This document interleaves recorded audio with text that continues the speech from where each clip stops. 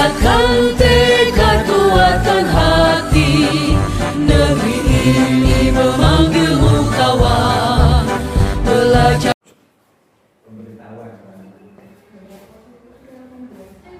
Selamat pagi Bapak Ibu SDN Negeri 1 dulu. Ini saya mau merepotkan lagi ya Bapak. Merepotkan lagi. Tapi saya berharap nanti sosialisasi ini dengan kula semakin lebih baik lagi untuk memajukan pendidikan Indonesia merdeka. Nggak bisa tegang berarti. Aku bingung loh gitu. Sejam loh deh. Kita ngomong apa gitu loh. Nanti bingung, nanti seharian mau menerangkan apa.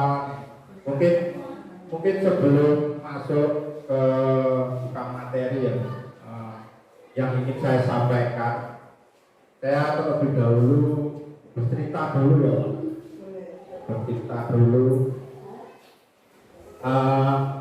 tentang pengalaman selama ikut CGP Angkatan 9 Kabupaten Klaten selama 2 bulan ini sangat luar biasa Bapak Ibu. Yang dari awalnya gak pede berbicara di depan umum, ini diajarkan harus berani menyampaikan apa yang pernah saya dapatkan di CGP ini. Nah, terus apa lagi Bapak Ibu? Ya, silakan cerita dilanjutkan. Ini ada cerita. Tidak apa kalau cerita menarik kan atau hanya berita apa?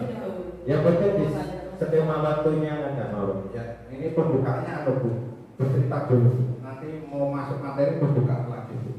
Ini kayak bukaan dua agar biar agak rileks ya Bu. Apa juga. Ya kemarin selama 2 bulan itu modul 1.1 itu tentang filsafat KD ya Bapak Ibu ya. Sebelum masuk ke budaya positif, kemarin itu Bapak Ibu guru dirubah paradigmanya untuk kita sebagai guru itu menuntut dan berpusat kepada peserta didik, dan modul-modul yang lainnya itu menjelaskan peran nilai guru penggerak. Dan ini nanti saya akan memaparkan materi tentang budaya positif. Ini aksi nyata, tugas aksi nyata di modul 1.4 Semoga nanti tidak bosan mendengarkan pemaparannya. Ya, saya mulai ya Bapak Ibu. Apa Ibu? Tadi udah salah belum ya? Belum ya. Tadi udah baru cerita ya. Assalamualaikum warahmatullahi wabarakatuh. Waalaikumsalam warahmatullahi wabarakatuh. Ya, salam dan bahagia Bapak Ibu semua. Terima kasih sudah hadir di acara sosialisasi budaya positif di sekolah di SD Negeri 1 Dulur. Perkenalkan, nama saya. Perkenalan nggak Bu? Tidak kenal ya Bu ya? Ya, sebetulnya sudah kenal, tapi tidak jelek juga tidak ada jeleknya jika dikenalkan lagi. Oke ya, kenalkan ya Pak. Ini nanti kan diupload di YouTube biar tahu yang melihat siapa yang mengisi dikenalkan jawaban nanti di acara di YouTube. Oke, siap. Ya, perkenalkan, nama saya Radityo Dorastadi, guru SD 1 Dulur, mengajar di kelas 5. Saya angkatan CGP angkatan 9 bersama Bu Nurul, satu sekolah sama Bu Nurul. Ya, yang pertama ini di slide pertama ini yang mau saya sampaikan ke Bapak Ibu tentang konsep-konsep yang ingin saya sampaikan itu ada 6. Yang pertama itu disiplin positif dan nilai-nilai kebajikan universal. Terus yang kedua itu teori motivasi, hukuman dan penghargaan atau restitusi. Yang ketiga keyakinan kelas. Nah ini nanti ya pokok itu keyakinan kelas nanti ada di mana ini ya menyelesaikan PMM. Nanti ada PMM biar kita aksi nyatanya divalidasi. Nanti ada cara-caranya yang saya sampaikan di keyakinan kelas. Terus yang berikutnya yang keempat itu kebutuhan dasar manusia dan dunia berkualitas. Terus yang berikutnya adalah restitusi atau 5 posisi kontrol. Ini nanti kita posisinya di mana sebagai guru yang paling tepat atau paling dianjurkan itu nanti kita posisi kontrol di mana. Yang terakhir adalah restitusi segitiga. Nah, segitiga restitusi ini untuk menyelesaikan suatu masalah terhadap murid tanpa membuat mereka tertekan atau mengganggu perkembangan karakter anak. Nanti ada segitiga restitusi. Ini belum ada 1 jam ya Pak ya? Belum ya, nanti diperkirakan lebih bagus. Ini tugasnya harus 1 jam ya Pak ini Pak. Ini materinya ya dapat di belakang itu ada jam. Oke Pak, ini aduh lihat ya Pak. Aduh, agak gredek-gredek ini Pak. Ya, yang pertama, slide pertama ini perubahan paradigma. Di sini ada bacaan panjang sekali nih Pak. Tak panggilkan intinya saja. Coba Bapak Ibu mencoba nanti tuliskan di sebelah kertas kecil saja Bapak Ibu. Alat tulis itu ada itu, betul ada itu. Tapi tidak rasa ini. Pakai itu boleh, pakai kertas boleh. Silakan apa itu ditulis sesuatu yang Bapak Ibu itu sangat berharga buat Bapak Ibu. Monggo bebas tulis, mobil boleh, rumah boleh, tulis uang 1 miliar juga boleh. Bebas Pak ya, paling berharga. 1 kata boleh, beberapa kalimat juga boleh. Ya, silakan ya Bapak Ibu. Nah ini kita akan merubah paradigma dulu. Maksudnya sesuai dengan bacaan itu atau bebas kita kehendak kita? Bebas Pak, tulis saja Pak. Contohnya mobil atau apa itu yang sangat berharga bagi kita ya? Yes. Silakan kalau garis benda itu. Yang penting ditulis saja, nanti silahkan dipegang, dipegang, digegem, gegem. Ya ini perubahan paradigma dulu. Maksudnya gimana nanti kita belajar bareng-bareng. Saya juga tak belajar, ini baru diulang supaya bisa menyampaikan suatu materi yang saya pelajari. Sudah untuk bebas saja, itu bukan apa. Kalau sudah, silakan dipegang Bapak Ibu. 1 aja ya? Seperti yang paling ya, berarti 1 ya? yang selalu paling berharga di kehidupan Bapak Ibu. Dipegang seperti ini. Buat dipegang seperti ini. Adil apa nih? Ini digenggam. Coba Bapak Ibu yang sebelahnya. Betul Pak Jarod sendiri ya. Ini Pak Jarod sama saya ya. Saya rayu-rayu gimana caranya biar tangan terbuka. Saya rayu-rayu. Boleh dihardik, boleh dididik gitu. Asal ini monggo, ini yang berharga buat panjenengan. Nggak usah dirayu, di Nabi saya anu kok istilahnya ada kemauan untuk apa sesuai jabat saya. Ya, bila ini setulus hati ikhlas saya jauh. Berarti tak buka. Boleh. Oke, boleh.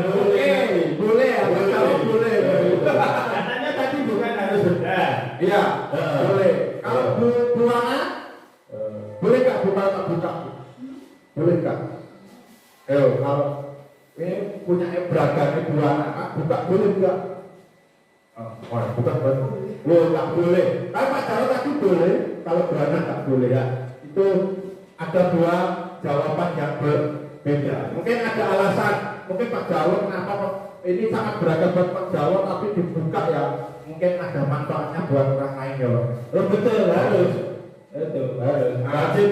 Mungkin buana juga mempertahankan kayak apa ya, barang berharga di tangan mungkin juga punya alasan karena memang tidak seharusnya bisa semua orang diberikan. Jadi di sini itu tadi ya pendalaman penghargaan ini tadi karena apa Bapak Ibu?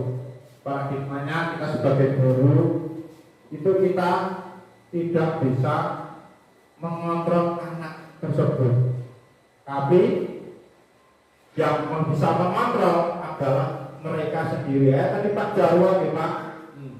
Pak Jarwo kalau ingin memberikan ke orang lain ya sudah dibuka saja. Nah, berarti kan yang mengontrol kan Pak Jarwo, padahal kelompok derengan gitu Pak. Dereng ini ya, dereng Melayu sudah diberikan. Wah, jadi yang memiliki kontrol adalah Bapak Jarwo, gitu. Gitu Pak.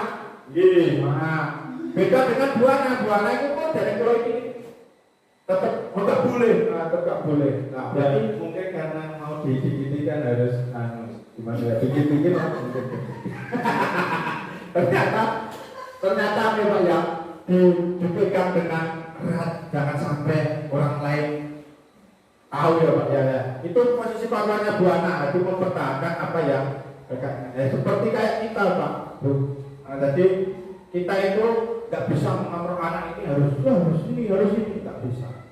Yang bisa ya anak itu sendiri. Makanya dalam TGP ini gimana caranya kita bisa membuat budaya positif ke anak dan tanpa kita suruh, tanpa kita perintah, karena ada budaya positif nanti anak tersebut akan itu Bapak melakukannya dengan sukarela, dengan keinginan mereka, begitu ya Bu ya. Jadi kontrol dirinya ada di anak. Nah, setelah itu ini ada penelitian dari Dr. William Bloss dalam kontrol teori yang kemudian hari berkembang dan dinamakan Cauchy teori. Nah, di sini ada tempat bahwa ilusi guru mengontrol murid. Pada dasarnya kita tidak dapat memaksa murid ya. Tadi sudah saya jelaskan di awal ya Pak. Kita itu tidak bisa mengontrol murid untuk berbuat sesuatu jika kalau murid tersebut memilih untuk tidak melakukannya. Walaupun tampaknya guru sedang mengontrol perilaku murid, demikian terjadi karena murid sedang mengizinkan dirinya dikontrol ya, kayak Pak Jarwo tadi. Ini Pak mana? Buka dikasihkan, itu Pak. Yes. Dan itu bentuk kontrol guru menjadi kebutuhan dasar yang diberi murid tersebut. Teori kontrol menyatakan bahwa semua perilaku memiliki tujuan bahkan terhadap perilaku yang tidak disukai. Terus yang kedua ilusi bahwa semua penguatan positif efektif dan bermanfaat. Jadi di sini penguatan positif atau bujukan dalam bentuk-bentuk kontrol. Jadi tadi Bapak itu sudah berusaha membujuk temannya untuk membuka, ada yang bisa dibuka atau ada yang tidak. Nah itu ada, pasti ada memiliki tujuan atau alasan. Ilusi bahwa kritik dan membuat orang merasa bersalah dapat menguatkan karakter.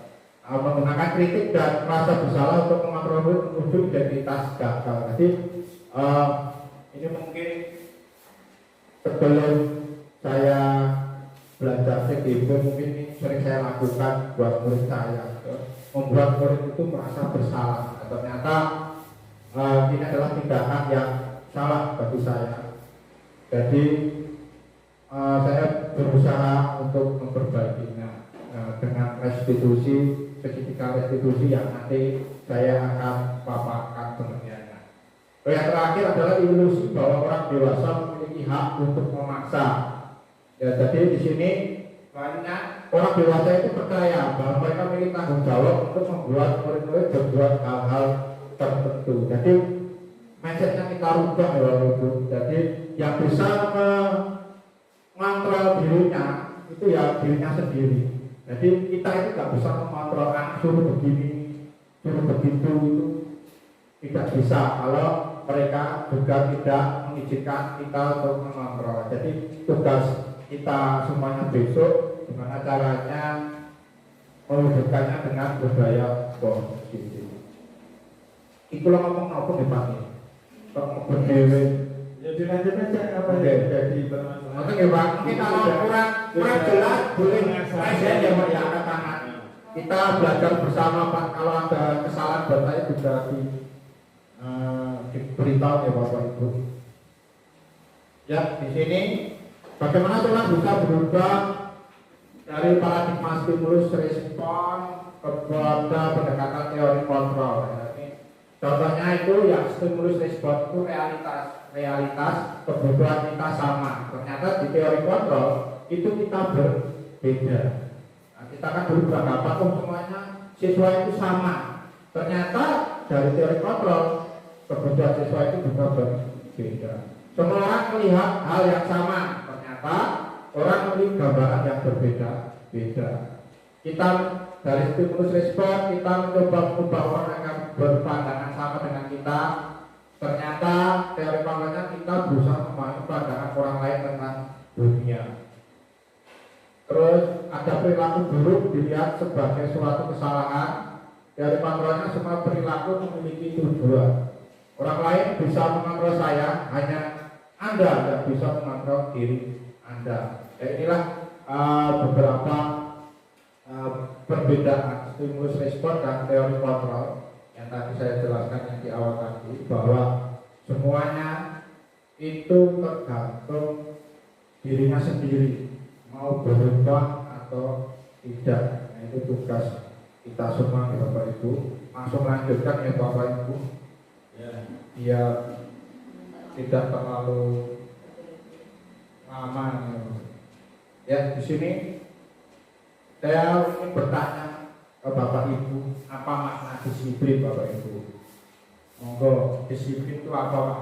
Jarwo, Buana, menurut? Ya, nanti kalau ada kekurangannya mohon dibenahi saya. Iya, Bapak. Kita belajar bersama ya Bapak ya.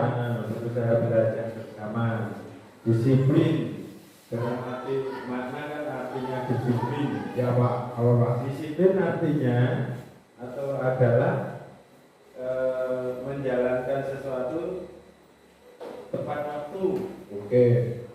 Tertib. Oh siap. Itu. Berarti lebih ke peraturan ya Pak. Oke. Sesuai perintah, sesuai waktu, tertib lah itu cara garis besarnya. Mungkin demikian bisa ditambahi. Oke, ya. Buana, gimana Bu? Disiplin apa Bu? Oh sama ya. Sama ya Pak. Ternyata kemarin saya juga sama ya Pak Jarwo sama Buana. Awal mulanya pas pendidikan itu disiplin, peraturan, disiplin. Pokoknya tak peraturan, maka begitu tepat waktu dan sebagainya. Seperti itu Bapak. Ternyata kita itu sama. Ternyata habis mendapatkan pembelajaran dari TGP, ternyata disiplin itu nopo Bapak Ibu? Belajar. Gitu. Belajar. Nanti ada pengertiannya, belajar dari bahasa mana gitu. Nah ini berasal dari bahasa Latin itu disiplina, disiplina ya. Yang artinya belajar itu Pak. Arti disiplin itu sebenarnya seperti itu. Kemarin juga saya jawabnya persis kayak Pak Jarwo itu tentang peraturan harus ditaati dan sebagainya. Ternyata salah ya. Disiplin itu belajar. Kita harus belajar ya. Ilmu baru ya Bapak Ibu ya, belajar. Makna asal dari kata ini berkonotasi dengan disiplin diri dari murid-murid Sokrates dan Plato Disiplin diri membuat orang menggali potensi menuju sebuah tujuan apa yang dia hargai. Jadi murid contohnya kalau dia murid berangkat pagi, dia itu bukan karena takut dihukum. Nah, besok kita rubah bahwa itu adalah sebuah tanggung jawab mereka dan kualitas mereka. Jadi dia mau berangkat pagi bukan karena dihukum, tapi karena saya tanggung jawab. Saya ingin berangkat tepat waktu itu biar saya menjadi siswa yang berkualitas. Di sini namun dalam budaya kita makna kata disiplin telah berubah menjadi sesuatu yang dilakukan seseorang kepada orang lain untuk mendapatkan kepatuhan. Kita dia berdawe ya, kepatuhan ya Pak Dawe. Kecenderungan umum adalah menghubungkan kata disiplin dengan ketidaknyamanan. Jadi anak-anak itu kan disuruh disiplin itu kayaknya berat ya Bapak Ibu ya. Disuruh pas pembelajaran jangan terlalu nanti ya anak. Mereka pasti tidak nyaman dengan itu semuanya. Jadi tetap masih rame gitu ya Pak ya. Ini nanti juga buat kita semua masalah ini semua biar anak-anak itu bisa disiplin, jadi belajar menghargai dirinya sendiri. Terus selanjutnya, disiplin adalah kemampuan mereka diri sendiri dalam mengontrol dan menguasai diri untuk memilih tindakan yang mengadu pada nilai-nilai yang kita hargai dengan penuh dengan tanggung jawab tanpa diperintah orang lain. Nah ini nanti tugas kita ya Bapak Ibu. Gimana caranya kita membuat siswa kita itu menyadarinya nilai-nilai yang mereka hargai. Jadi mereka disiplin tanpa kita perintah.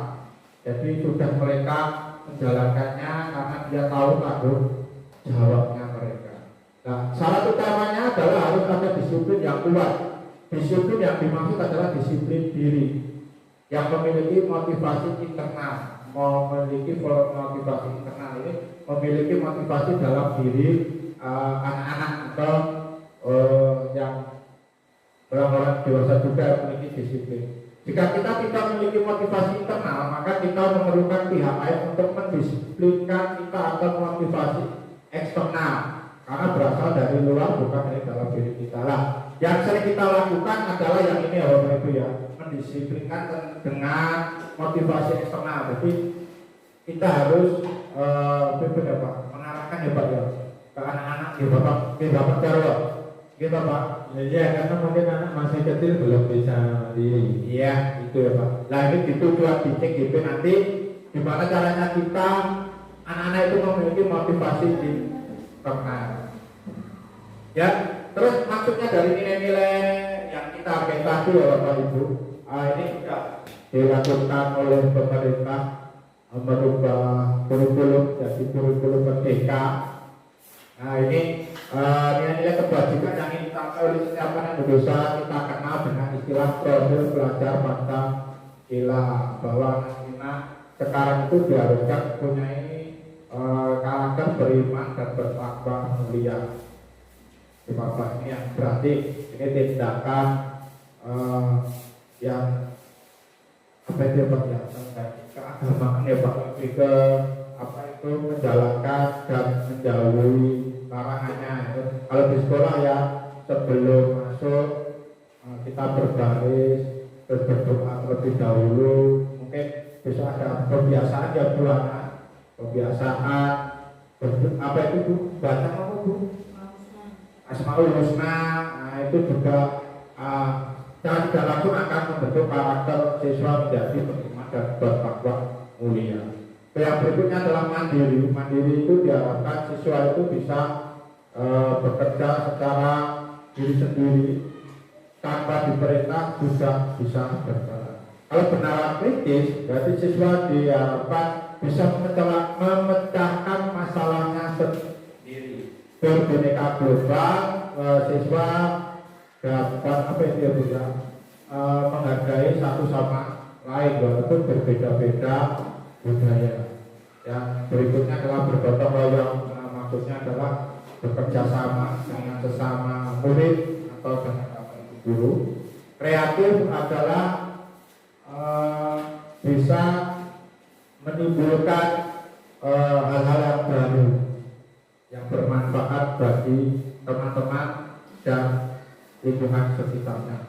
Wah, mulai jemput ya Bapak Ibu guys. Ulang bingung loh Ibu. Kok belum tekan 60 menit gitu. Ternyata masih banyak. Bentar lagi Pak Joko. Yang sabar Pak. Tidak apa-apa, dilanjutkan aja.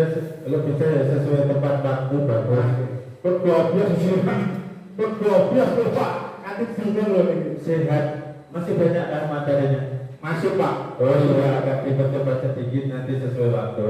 Ya Bapak Joko belum jelas pilih resen ya Bapak. Ya, yang berikutnya adalah teori motivasi perilaku manusia. Ya, di sini yang sebelah kanan itu untuk menghindari ketidaknyamanan hukuman. Nah, ini jadi manusia itu memiliki motivasi. Yang pertama itu kayak menghindari hukuman. Jadi, aku nggak mau melanggar aturan, ntar saya dihukum. Itu termasuk masih motivasi eksternal. Jadi motivasi dari luar. Terus untuk dapatkan imbalan dari orang lain atau institusi apa yang akan saya dapatkan apabila saya melakukannya. Kalau anak-anak ya mungkin kalau berangkat tepat waktu akan mendapatkan apa itu bukti ya Bu ya, penghargaan atau apa. Itu juga masih motivasi eksternal. Jadi harus ada yang mengarahkan tersebut. Nah, yang ketiga adalah ini Bapak Ibu buat PR buat kita sebagai guru. Gimana caranya anak itu menghargai dirinya sendiri.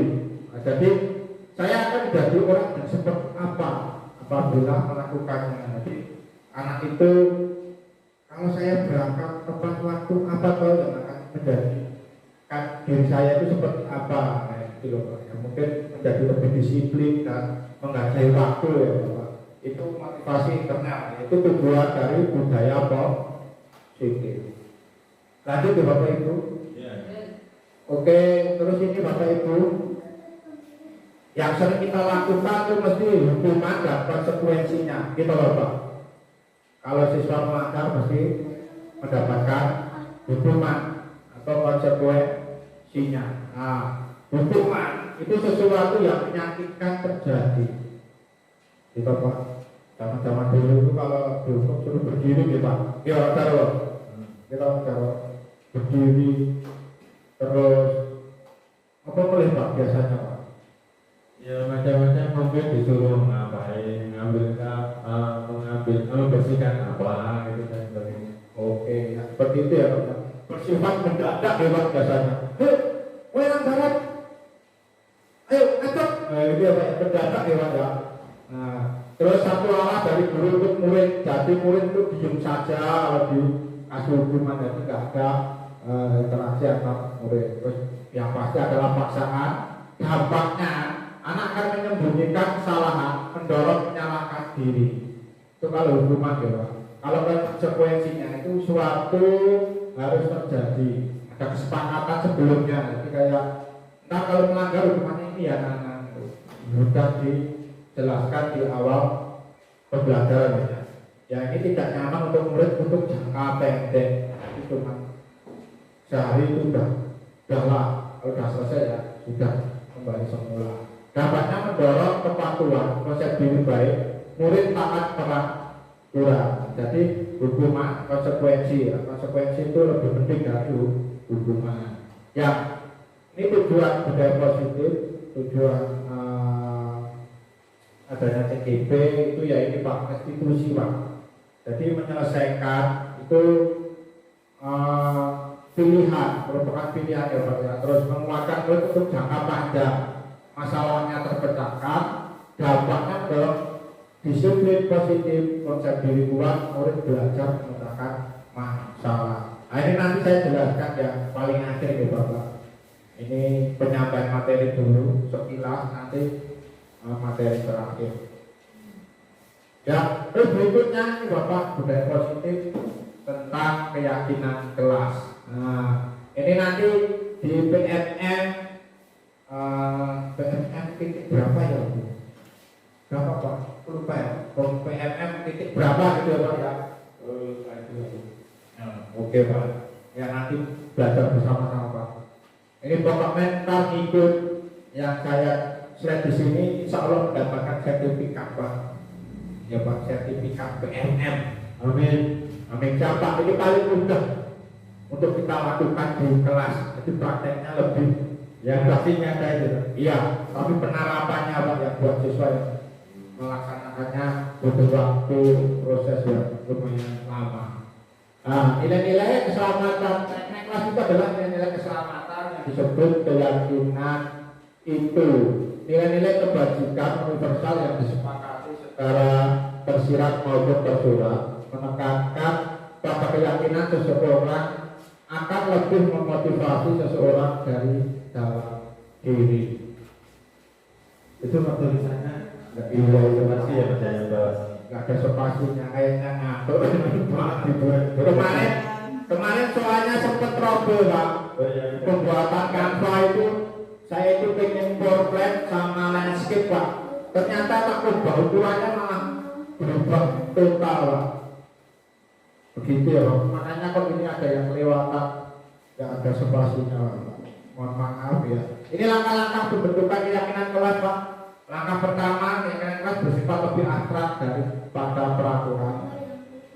Keyakinan kelas berupa pernyataan universal, masih umum. Pernyataan keyakinan kelas senantiasa dibuat dalam bentuk positif.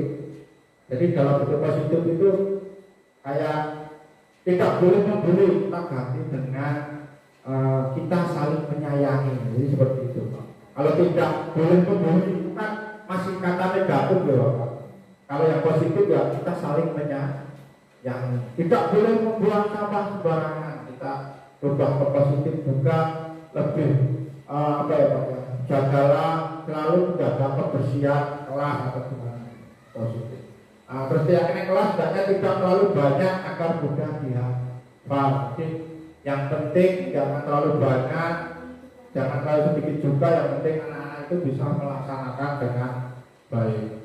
Terus keyakinan kelas sebaiknya sesuatu yang dapat diterapkan di lingkungan tersebut. Jadi ini nanti yang kita sepakati bersama dengan murid apa yang bisa mereka lakukan atau ubah dalam diri mereka. Terus semua warga kelas hendaknya ikut berkontribusi dalam pembuatan keyakinan kelas lewat kegiatan tuang pendapat. Jadi tukar pendapat, mau inginnya seperti apa dan sebagainya. Dan yang terakhir dapat ditinjau dari waktu ke waktu. Jadi kalau ada perubahan, kita bisa ubah sewaktu-waktu. Yang penting harus di kerjasama atau berkolaborasi dengan murid gimana enaknya. Nah, ini Pak, berikutnya ini langkah-langkah aksi nyata yang pernah saya lakukan. Nah, ini aksi nyata di PMM budaya positif Pak, ini pembuatan keyakinan kelas. Ini saya lakukan 1 tahun yang lalu Pak. 1 tahun yang lalu saya membuka PMM, saya mempelajari modul-modul tersebut. Ya, ini langkah-langkahnya Pak. Kalau Pak Jarwo Buana Benurul bikin buat di topik budaya positif, silakan selesaikan materinya. Kalau sudah, ini langkah-langkahnya Bapak Ibu ya. Yang pertama kemarin saya itu tidak menggunakan apa yang namanya Bu? Snot sticky note. Tapi kemarin saya menggunakan papan tulis Bapak Ibu. Papan tulis. Jadi di sini saya menggunakan papan tulis dan sekretarisnya suruh maju ke depan kemarin Pak. Jadi saya bermusyawarah dengan anak-anak kelas 5. Apa saja yang ingin kita yakini dalam kelas. Jadi anak-anak suruh raise hand, angkat tangan. Setelah itu nanti sekretaris yang di depan itu menulis Pak, apa saja yang diinginkan itu tulis semua Pak. Kemarin itu dapat dari 17 siswa dapat 12 keyakinan. Nah, kita musyawarahkan dengan anak-anak mana aja yang sesuai dengan keyakinan kelas kita. Akhirnya mendapatkan cuma 7 Pak, 7 keyakinan kelas. Nah, setelah dibuat ini Pak bisa ditulis pakai katot atau hybrid itu boleh Pak. Di fotonya Mas Pak. Game Pak, ini harus difoto Pak, dokumentasi. Diunggah ke PMM. Yes. Oh, boleh ya. Boleh. Jadi seperti ini Pak, ini kemarin saya seperti ini. Terus ada umpan baliknya sudah lolos Pak, dapat sertifikat 1 Pak. Alhamdulillah. Jadi musyawarah ditulis ya Pak ya. Ini Pak, saya pakai karton ditulis, terus ditandatangani oleh siswa. Nah, dia ada tanda tangan, terus kita tempelkan di dinding kelas. Seperti itu Pak.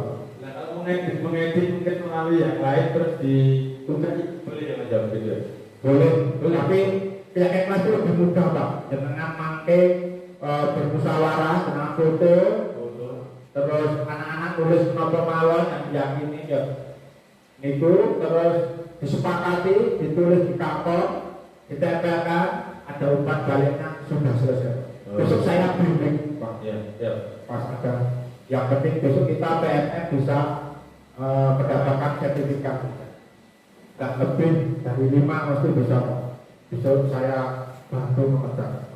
Terus yang berikutnya adalah kebutuhan dasar manusia. Kebutuhan dasar manusia itu ada 5 Pak. Yang pertama kebutuhan bertahan hidup, kasih sayang dan rasa diterima, penguasaan itu pengakuan akan kemampuan, kebebasan itu kebutuhan akan pilihan, kesenangan adalah kebutuhan untuk merasa senang. Nah, jadi 5 kebutuhan ini kalau tidak dilakukan atau tidak dapat, salah satu tidak dapat dipenuhi, itu nanti anak-anak akan melakukan hal-hal di luar kendali, mungkin melakukan apa dan sebagainya, nanti ada di sesi berikutnya. Terus dunia berkualitas Anda adalah tempat khusus dalam pikiran Anda, tempat Anda menyimpan gambaran presentasi dari semua yang Anda inginkan, bisa berisi orang-orang, hal-hal dan apa saja yang terbaik dalam hidup Anda dan membuat Anda merasa bahagia dan terpenuhi kebutuhan dasar Anda. Jadi kalau 5 kebutuhan itu terpenuhi, maka anak-anak akan memiliki dunia yang berkualitas. Jadi anak-anak kayak tidak membuat kesalahan. Nanti bisa berikutnya ada keterangan. Ini ada kasus Pak. Kasus pertama ini Pak. Ini kasus dari Pak Tio ya Pak ya. Pak Tio, Pak Tio, Pak Tio Pak. Guru kelas 5 di SD Negeri 1 Bogor. Sedang bingung menghadapi ulah salah satu peserta didik di kelasnya yang bernama Danek. Beberapa anak telah datang dan mengeluhkan Danek yang seringkali meminta bekal makan siang mereka dengan paksa. Jika Anda menghadapi situasi seperti ini, Pak Tio, apa yang akan Anda lakukan? Menurut Anda kira-kira apa alasan Anda? Alasan Anda Danek makan itu. Jadi ada kasus, kalau kita ya langsung gitu Pak. Tapi makanya adalah kita cari dulu alasannya apa. Kebutuhan mana yang Danek belum terpenuhi ya. Kebutuhan ada 5 ya Pak ya. Nah di sini perlu dijelaskan. Jika Danek menjawab karena ia lapar dan orang tuanya tidak membawakan bekal makan siang, berarti yang belum terpenuhi adalah kebutuhan hidupnya. Jadi dia merasa lapar, makanya terus minta ke temannya dengan cara paksa. Terus jika Danek menjawab karena ia iseng atau menikmati ekspresi wajah temannya yang kesal, itu berarti kebutuhannya yang belum terpenuhi adalah kesenangan. Dan apabila Danek merasa hebat karena temannya jadi takut dan menuruti keinginannya, berarti yang belum terpenuhi adalah penguasaan atas kemampuan. Dan jawaban Danek yang lainnya, jika senang temannya jadi memperhatikan dia kurang terpenuhi kebutuhannya cinta dan kasih sayang. Dan yang terakhir, dia merasa bosan dengan bekal yang dibawakan ibunya karena selalu membawakan bekal yang sama. Itu berarti kebebasan akan pilihannya belum terpenuhi. Nah, yang ini Pak terakhir adalah restitusi ya Pak. Restitusi atau 5 prinsip kontrol penghubung, pembuat merasa bersalah, teman, pemantau, manajer. ini paling enak ini Pak ya. Paling enak langsung ini Pak buat sekali posisi kalau Pak kelihatan nih Pak ya Pak. Kalau nggak kelihatan kita langsung ke videonya saja ya Pak ya. Nah, langsung kita lihat apa itu penanganan langsung deh Pak. Posisi kontrol itu seperti apa? Wah, langsung saja ya Pak. Ini kok nggak kelihatan ya Pak? Waduh. Jadi saya kan nggak bisa ya Pak. Kayaknya disengaja gitu Pak. Biar langsung lihat videonya ya Pak. Ini langsung contoh aksi nyatanya Pak. Membuat didengarkan, dilihat. Ini mungkin waktunya sekitar 10 menit Pak. Biasanya butuh duluan ya. Kecil saya tadi berdiri terus Pak. Ya. Saya putar-putar kok nggak bisa. Kok nggak ada suaranya Pak?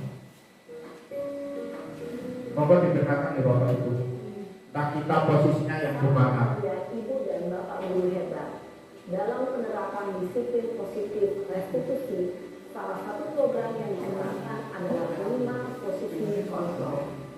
5 posisi kontrol dalam restitusi adalah proses perjalanan seorang penerima dapat mengenali dirinya. Pada video kali ini, kita akan membahas tentang 5 posisi kontrol yang dikembangkan oleh Diane Dawson dan contoh penerapannya.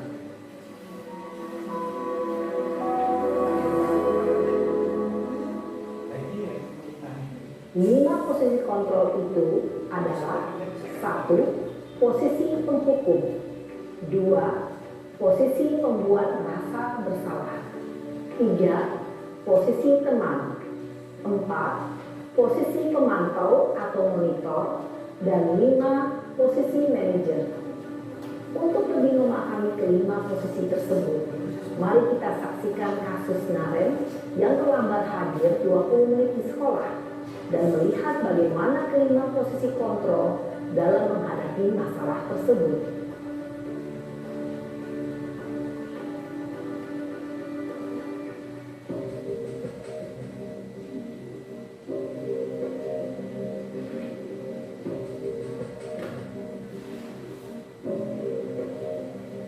Naren, sini kamu. Selamat pagi Bu. Selalu terlambat. Kamu deh, pasti terlambat. Maaf Bu, saya Ayo pulang ya Pak Darwan. Apa coba? Alasan kamu apa lagi? eh, Kapan sih kamu tidak terlambat? Malas sekali ya kamu jadi anak. saya Dasar pemalas. Gak kapok-kapok sih kamu. Sudah berapa kali terlambat? Sana, kamu keliling lapangan basket 2 kali. kenapa saya harus ke lapangan basket Bu? Kenapa? Kamu melawan ibu. Berani-beraninya jawab. Sudah terlambat, masih berani jawab pula. Sekarang, keliling lapangan basket 5 kali sekalian. Biar kapok. Cepat. Pergi sana ke lapangan basket. Posisi penghukum biasanya berbicara dengan nada tinggi, menghardik, menunjuk-nunjuk, menyakiti, dan menyindir. Hukuman bisa berupa fisik maupun psikis. Ibu dan Bapak Guru hebat. Dampak yang terjadi pada murid ketika guru berada pada posisi penghukum adalah murid cenderung akan memberontak, bahkan menyimpan dendam.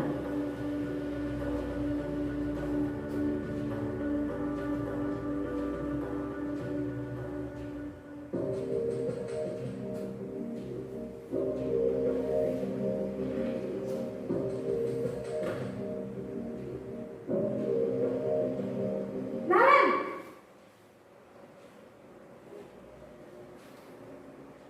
Selamat pagi Bu.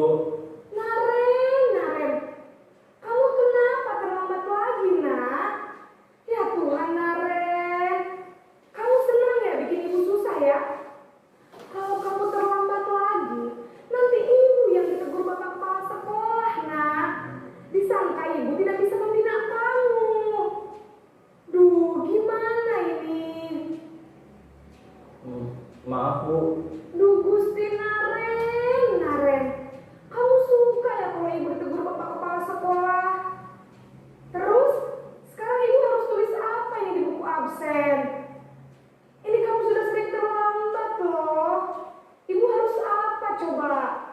Maaf Bu, maaf sekali.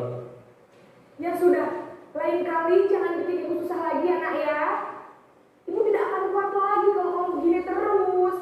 Bisa jantungan kalau ibu tegur bapak kepala sekolah.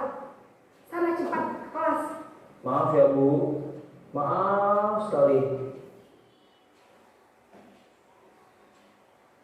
Posisi pembuat rasa bersalah berbicara dengan nada tenang, cenderung lembut.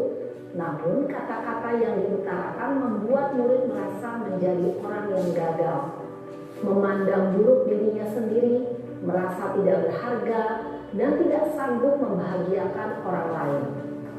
Ketika guru mengambil posisi pembuat rasa bersalah, murid akan menganggap dirinya yang bersalah dan ia akan menyimpan emosi negatif tersebut di dalam dirinya.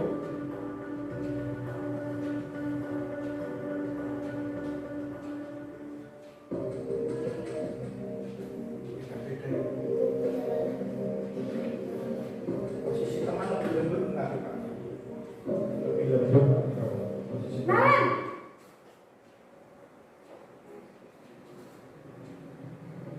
Selamat pagi Bu. wah sudah jam berapa ini nak?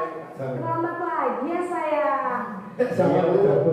Habis ibu saya lupa bangunkan saya Bu. Kamu malah menyalahkan ibu kamu. Kamu bukannya anak yang larinya paling kencang. Kok terlambat sih? Iya Bu, saya memang terlambat bangun tadi.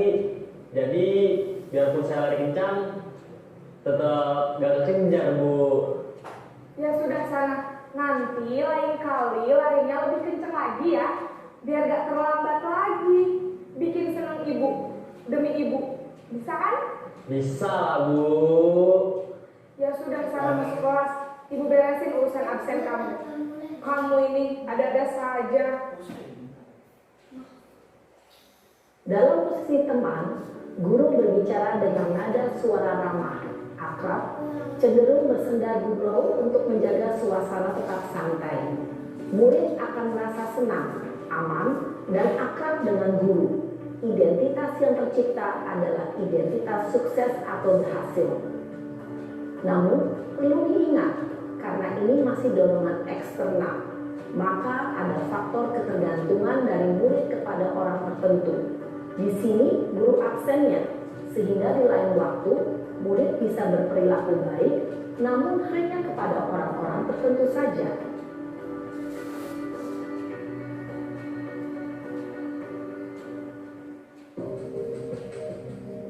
Gimana nih? Mana kemarin ya Bu? Naren. Suaranya keras. Naren!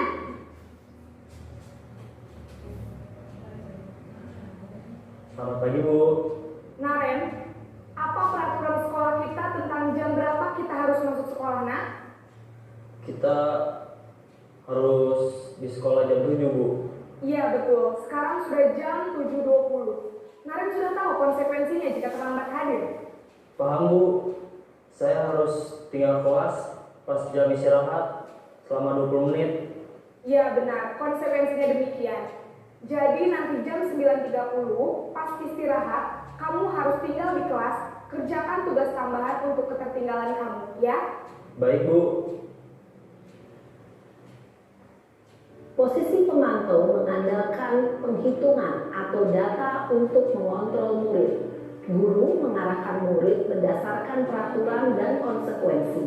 Seorang pemantau menunjukkan bahasa tubuh dan ekspresi wajah yang datar dan cenderung formal. Ya kan biar 50 menit. Mungkin nanti kan.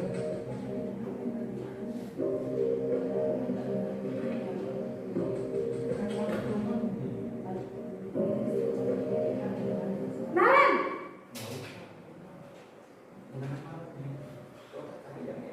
Selamat pagi Bu. Selamat pagi Naren. Maaf Bu, saya terlambat. Iya, sekolah masuknya jam 7, sekarang sudah jam 7.20. Jadi sekarang bagaimana ini Naren? Maaf Bu, saya lupa setel alarm saya semalam. Baiklah, menurut kamu, keyakinan sekolah yang mana yang yang perlu kamu tingkatkan? Menghargai diri sendiri dan orang lain mungkin ya Bu. Setuju. Jadi, apakah Naren meyakini prinsip saling menghormati tersebut? Iya Bu, saya meyakininya. Apakah Naren bersedia memperbaiki masalah keterlambatan ini? Bersedia Bu. Bagaimana kamu akan perbaiki masalah keterlambatan ini? Saya akan coba untuk tidak lupa menyetel alarm saya Bu. Baik, kalau Naren lupa menyetel alarm di rumah, ada orang yang kira-kira bisa bantu mengingatkan tidak? Ada Bu, kakak saya, Kak Emma. Ada lagi selain Kak Emma? Selain Kak Emma, ada ibu saya. Baik, jadi yang mengingatkan Naren adalah Kak Emma dan ibu kamu ya? Kira-kira akan mulai setel alarm kapan nih Naren? Setelah pulang sekolah, akan segera saya lakukan. Baik, jadi Naren akan setel alarm untuk bangun besok pagi dan akan diingatkan oleh kakak dan ibunda Naren ya. Ada lagi yang mungkin perlu dilakukan Naren agar tidak terlambat bangun lagi? Tidak ada Bu. Baik Naren, terima kasih untuk kerjasama kamu. Sekarang kamu perlu kembali ke kelas untuk belajar. Baik Bu, terima kasih. Posisi manajer adalah posisi kontrol yang disarankan untuk membimbing murid memiliki sikap disiplin yang positif, yaitu murid yang mandiri, bertanggung jawab, dan dapat memecahkan masalah.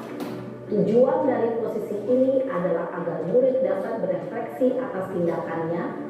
Guru akan dengan tulus memberikan pertanyaan-pertanyaan bermakna, sehingga membuat murid dapat belajar dari kesalahannya dan mencari sebuah solusi untuk menyelesaikannya. Ibu dan Bapak guru hebat, setelah mengamati adegan kelima posisi kontrol tadi, kira-kira posisi mana yang paling ideal? Posisi mana yang dapat menunjang motivasi intrinsik murid? Ya, tentu posisi manajer. Posisi ini memang posisi ideal yang ingin dituju setiap pendidik. Pada posisi inilah, guru dapat menerapkan disiplin positif yang berpihak pada murid, yang memerdekakan murid. Perjalanan seorang pendidik tentunya tidak mudah.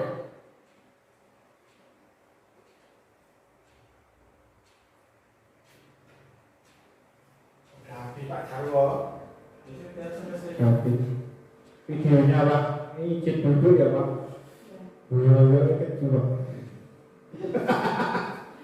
Ya Pak, itu tadi video tadi udah tuh Pak penghubung buat masa bersalah teman pemantau manajer sebelum materi disampaikan.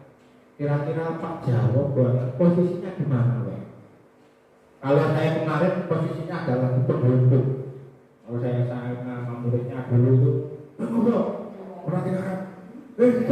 Saya dulu penghubung Pak, sebelum dapatkan materi atau ilmu ini Pak, 5 posisi kontrol. Kira-kira yang mana Pak?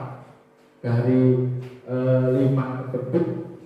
Ya tentu yang paling baik mungkin dari posisi keras ke bawah itu ya yang kalau menurut video itu ya yang bawah loh. Iya, yang itu sebelum mendapatkan ilmu itu Pak. Tadi kan ada contoh-contoh Kita yang mana? Pernah melakukan yang mana? Oh, kalau yang guru-guru tua ya sudah sesuai aturan. Dulu kan belum dilarang gitu. Misalnya Ya, berarti lebih penghukum ya Pak ya? ya sebetulnya kalau nggak digitukan dulu ya nggak apa-apa. Tapi Iya. karena sekarang aturannya berbeda, nggak boleh menyakiti anak.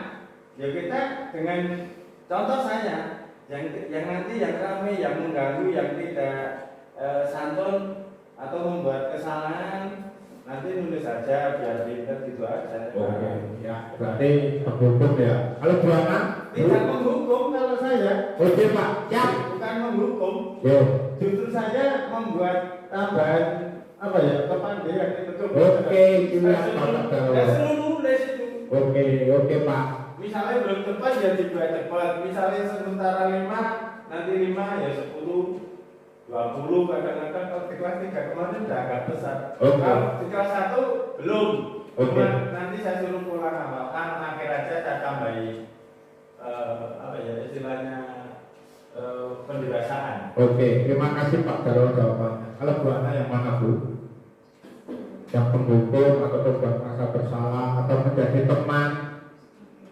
Ya, sebagai teman mungkin Buana emang case-nya itu keibuan. Jadi ya kalau kenapa nggak berangkat, belum berangkat, kenapa belum mengerjakan, hanya gitu ya. Kenapa belum kerjakan PR gitu ya. Kayak tadi ya Bu tadi ya. Kalau kemarin saya itu lebih penghukum Bu. Jadi ketek gitu. Ternyata salah ya Bu ya. Posisi patron kita itu harusnya ada di manajer. Kalau belum bisa manajer ya di pemantaunya itu. Jadi di manajer nanti kita menggunakan konsep metode restitusi ini yang terakhir ya Bapak Ibu. Segitiga restitusi, yaitu proses menciptakan kondisi bagi murid untuk memperbaiki kesalahan mereka sehingga mereka bisa kembali pada kelompok mereka dengan karakter yang lebih kuat. Melalui restitusi guru dapat ini membantu siswa menjadi lebih baik, memberikan tawaran bukan paksaan, membantu siswa untuk jujur pada diri sendiri dan mengevaluasi dampak dari kesalahan yang dilakukan. Nah, ini ada beberapa tahap. Yang pertama adalah menstabilkan identitas Bapak. Jadi kita semua akan melakukan hal terbaik yang bisa kita lakukan. Kontrolnya, terus ada validasi tindakan yang salah. Itu semua perilaku memiliki alasan, dan yang terakhir menanyakan keyakinan apa yang mereka yakini. Jadi kita semua memiliki motivasi internal. Ya, kita menggunakan segitiga ini ya Pak. Nah, segitiga ini urutannya seperti itu Pak. Yang pertama menstabilkan identitas dulu. Nah, biasanya ada kata-kata setiap orang pasti pernah melakukan kesalahan atau kamu bukan satu-satunya yang pernah melakukan ini. Jadi menstabilkan dulu. Terus setelah menstabilkan kita bisa menggunakan validasi tindakan yang salah. Ini kata-katanya biasanya kamu tentu punya alasan. Adakah cara yang lebih efektif untuk mendapatkan apa yang kamu butuhkan? Itu biasanya pertanyaan-pertanyaan itu Pak, kalau menggunakan validasi tindakan yang salah. Dan yang terakhir menanyakan keyakinan. Nah, keyakinan itu bisa menanyakan keyakinan kelas. Jadi sebelumnya membuat keyakinan kelas dulu Bapak Ibu ya. Jadi sebelum pembelajaran, sebelum mulai apa itu Bu? Mulai apa Bu? Pembelajaran tahun ajaran baru sebelum mulai pembelajaran pertama kali harus dibuat adalah keyakinan kelas Bapak. Dibuat dulu keyakinan kelas. Kalau biasanya kan kita belajar kita tambahin keyakinan kelas. Terus ada kamu ini menjadi orang yang seperti apa seperti itu. Lah, ini ada contoh video yang cuma sebentar. Lah, dari penerapan secara restitusi ini kita diharapkan sebagai guru itu menggunakan posisi kontrol manajer ya Bu ya. Jadi menggunakan metode restitusi segitiga restitusi. Contohnya seperti ini Bu. Dalam pemecahan masalah yang ada di sekolah atau yang terjadi di para siswa ya Bu ya. Ini 3 menit saja Bapak Ibu, satu kasus saja.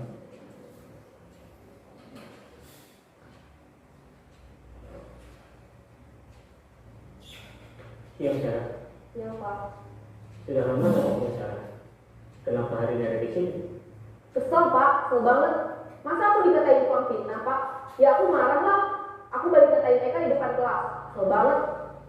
Oh begitu. Ya pasti kamu marah dan kesal. Bapak juga akan marah apabila ada yang menuduh Bapak seperti itu. Kemudian pada saat itu kamu mau melakukan apa? Ya saya langsung ngatain Eka lah Pak. Kesel banget. Saya bentak-bentak dia depan teman-teman lain. Oh begitu. Pasti kamu melakukan seperti itu karena suatu alasan tertentu kan? Iyalah, masa saya diam saja Pak? Ya saya bela diri lah. Masa saya dituduh tukang fitnah? Ya wajar lah. Mempertahankan harga diri itu sesuatu yang penting buat kamu.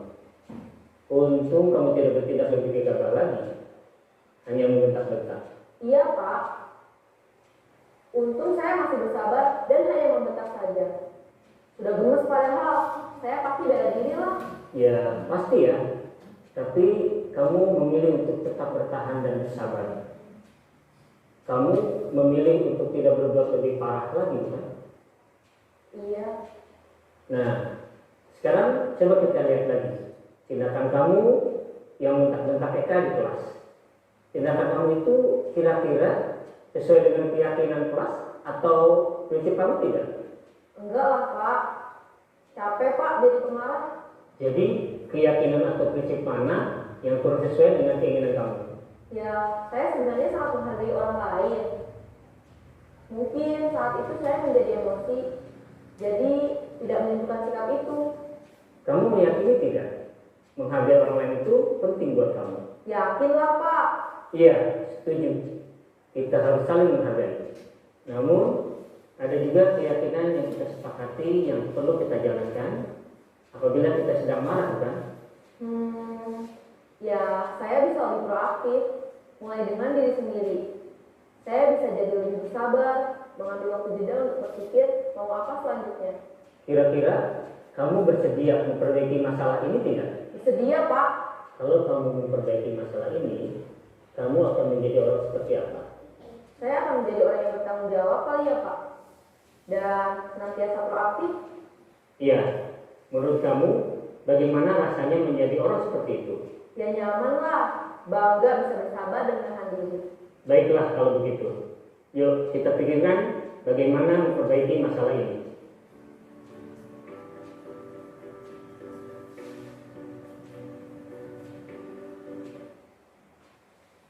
Masih semangat Bapak Ibu. Ini paling terakhir ya Bapak Ibu. Penerapan segitiga restitusi kita dianjurkan seperti itu ya Bu ya. Besok Bapak Ibu kalau menyelesaikan masalah karena besok melakukan apa, kita menggunakan segitiga restitusi. Jadi yang pertama stabilkan dulu, yang kedua adalah validasi tindakan yang salah, yang ketiga menanyakan keyakinan. Nah, jadi dari sosialisasi budaya positif ini, saya berharap kita semua bisa menciptakan budaya positif di lingkungan sekolah kita dengan pembiasaan yang bisa membentuk karakter murid kita ya Bapak Ibu.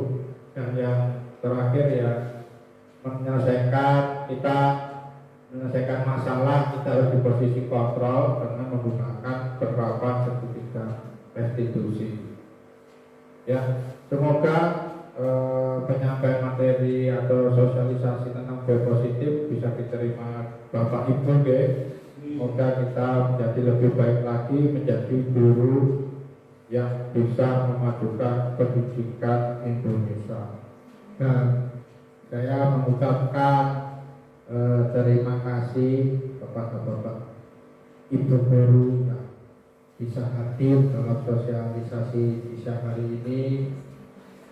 Saya mengucapkan banyak terima kasih. Semoga ini bisa bermanfaat bagi kita semua. Saya akhiri Bapak Ibu. Wassalamualaikum warahmatullahi wabarakatuh.